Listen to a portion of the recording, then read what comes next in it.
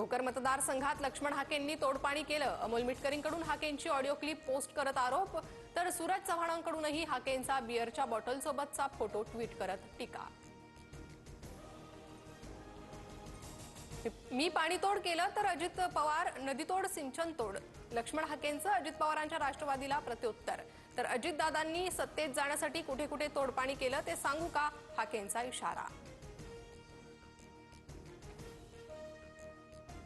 सुनीता जामगडे 3 पाकिस्तानींना भेटण्यासाठी सीमा ओलांडून गेली। तिन्ही पाकिस्तानी की गुप्तचर यंत्रणेचे एजंट, याचा तपास सुरू। सुनीताला आज कोर्टात हजर करणार।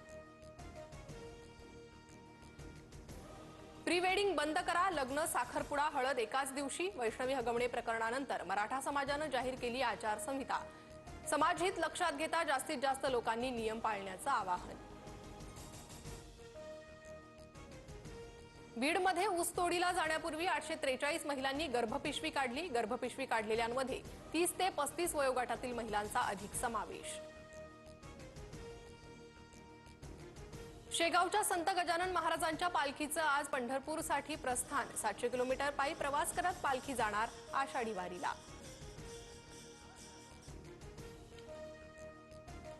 वाशिममध्ये पावसाची जोरदार हजेरी।